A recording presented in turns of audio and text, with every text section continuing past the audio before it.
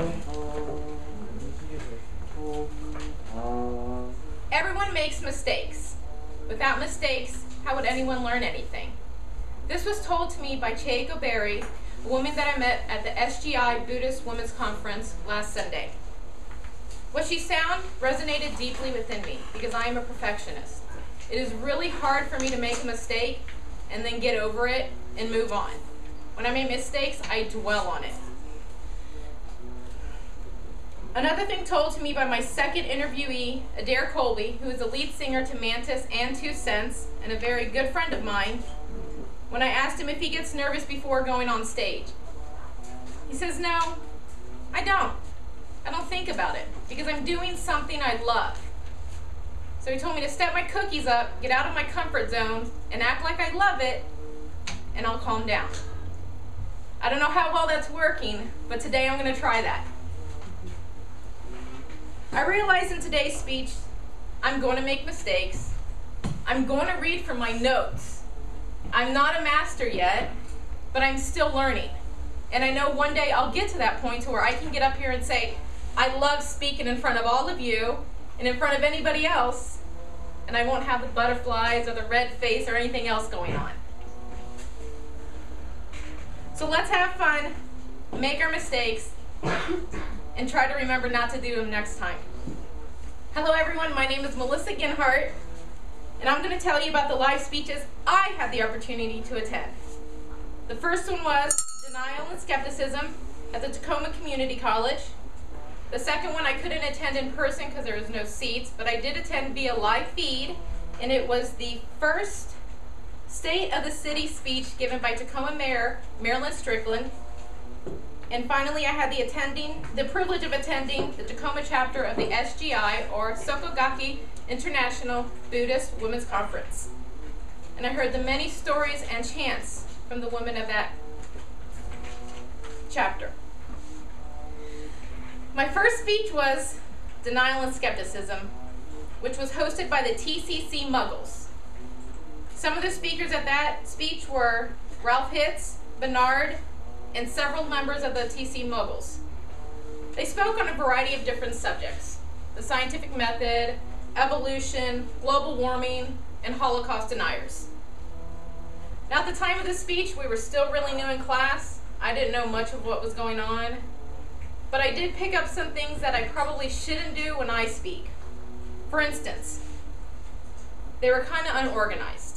I don't know if that was because some of the speakers that they had that were supposed to be there couldn't show up, so they just had some other people fill in their place, but it was something that you could see. From that, I learned if I'm ever going to host a speech like they did, I better learn a little bit about all the subjects in case a speaker doesn't show up, so that I'm not up there fumbling. I also noticed some of the speakers didn't take it really seriously. One of them even sat on the desk, crossed his legs, folded them, kicked them back and forth. And I was like, wow.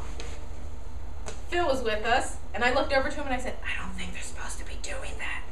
And he looked at me and he goes. So I knew I wasn't the only one that was noticing things that were wrong. I was like, okay, I'm picking up a little bit of something. I learned from that when you're giving a speech, always maintain a professional appearance. Always maintain your professional grounds. Because everybody's looking at you and they're looking at you for guidance. So if you're sitting here looking like a bum, then they're not going to take you seriously. But everything wasn't bad. Some of the good things they did, they definitely owned their space. They used the whiteboard that were behind them. They had power slides. They had pictures. The guys walked back and forth. You know, they really owned that space. So that showed me you don't have to sit behind the podium and be like, okay, I'm really nervous. You got to own your space and let people know that this is something you're excited to do. This is something that you want to do. And yes, they did say and they said a lot of uhs, but they went through it and they got on. In my opinion, it was kind of messed up and not very organized, but I did learn a couple things from it. It made me think of the natural speaker when he said that as an informative speaker, it is to arouse the interest of your audience. In my opinion, they didn't arouse my interest that much. I felt more confused than enlightened. speech was a State of the City speech given by Mayor Strickland at the Pierce County Convention Center. Some of the things I liked about her speech is how she opened up with who she'd like to thank. Usually you thank the people at the end, but in her speech she thanked everyone in the beginning. So that showed me that she really had a strong feeling about these people and that she wanted to tell them that, you know what, it was your thoughts and your ideas that is putting this very first in the City of Tacoma's speech. They've never had the state speech before. In her speech, she goes on to describe all the qualities that the City of Tacoma possesses and that the people that live there possess. It showed that she really cared about the City of Tacoma and she was really looking forward to making all the changes for it. She talked about how in 2011 their focus was on going green and beautifying the City of Tacoma, and how they're helping small businesses by eliminating the city B&O tax for any businesses that make less than $250,000 a year. And I don't know if you guys know this, but 2010 was a hard year for businesses in a lot of places. In Tacoma alone, they lost 1,080 businesses, closed their doors. But because of City of Tacoma's strive to help small businesses, 2,300 opened their doors. So they're actually in the green for doing more businesses open than closed. Mayor Strickland also added her own flair in her speeches. She told us that the audience, that she lived in the downtown area and she was really excited that they're getting a supermarket down there because she's always having to drive 20 to 30 minutes just to get her groceries. And she said she couldn't do that anymore, so her most exciting experience was that they're getting a supermarket that was less than a 5-minute walk. And she got really excited about that.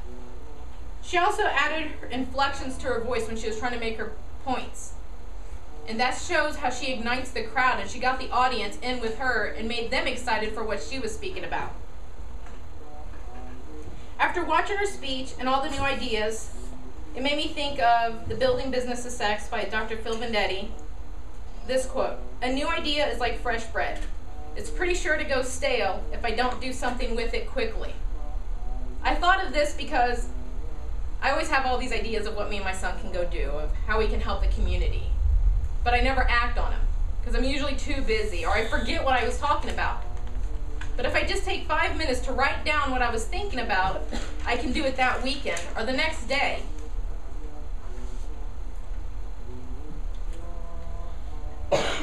Finally, I had the opportunity to go to the SGI Women Conference. This was a truly enlightening experience for me. I've been studying Buddhism since I came back from Iraq the second time because I needed something to help me really calm down. I found that I felt at peace when I chanted the White Terror mantra. In The Buddhist Goddess of India by Miranda Shaw, which is this book right here, it states, "Terra is the universal mother who nurtures, assists, and protects all seekers on the spiritual path." I've never gone to a Buddhist temple, nor have I ever meditated or chanted with anyone else other than by myself. So being invited was such a true honor for me.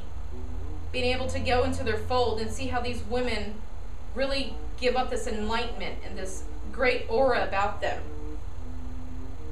While there, I've shown how to properly let go and meditate, because if you don't know, I do have ADD, so I can never just stop thinking completely. I'm always go, go, go, go. There are so many women on different walks of life, and all they wanted to do was share with me on how to reach that enlightenment. How to let go of the things of my past and my fears and live in the now. Something I did notice was when these women did go up to speak in front of a lot of us, there was about 150 people there. Not a single one of them seemed nervous.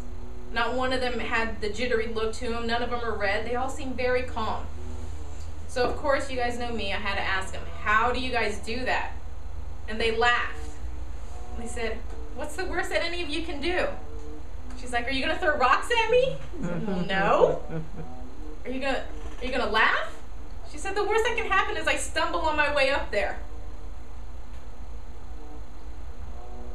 I just laughed and I said, "That's true."